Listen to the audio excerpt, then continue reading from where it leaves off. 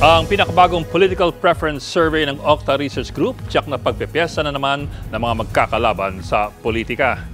Sa second quarter tugon ng masa survey ng Okta Research, lumalabas kasi nasa nakaraang 3 buwan nabawasan ng mga taga-suporta ng grupong Duterte mula 20% noong March 2024, nasa 16% na ito ngayong Hulyo.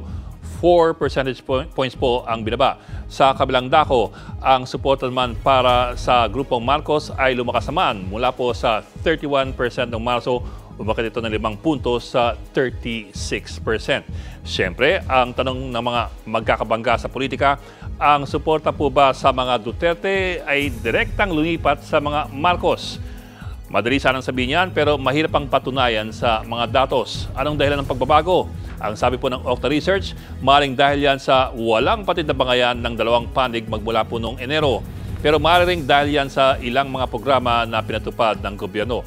Ang lalong mas kapansin-pansin, kahit nagkakagulo po ang dalawang grupong ito sa itaas, halos hindi naman gumagalaw ang numero ng tradisyonal na oposisyon o yung alyansa ng Liberal Party. Mula sa 4% ng first quarter, nasa 5% na ngayon. So, inconsequential po ang galaw.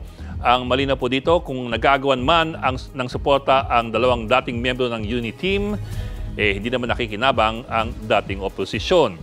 At ito rin ang kapansin-pansin. 3 po sa bawat 10 Pilipino ayaw sumuporta sa Marcos, sa Duterte o sa oposisyon. Suko na po sila sa ating politika.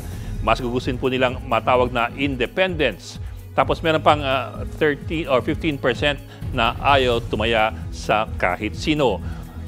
Kung hihimayin pa natin po ito, ang bailiwick ng mga Marcos ay nasa Luzon pa rin, habang ang sa mga Duterte ay siyempre nasa Mindanao. Ang pinakamalaking suporta sa mga Marcos ay nanggaling po sa National Capital Region, nasa 43%. 42% naman po ay galing po sa Balance Luzon. At 32% sa Visayas, 25% lamang ang suporta nila mula sa Mindanao, kung saan malakas naman yung mga Duterte. Ang suporta ng Mindanao sa mga Duterte umaabot na po ng 50%, ayon po sa survey ng Okta. Pero ang laki ng bagsak ng suporta nila kung titingnan mo ang Visayas, NCR at yung Balance Luzon. Sa Visayas lamang po, nasa 11% ang suporta sa mga Duterte, kumpara halimbawa sa 16% naman para sa oposisyon.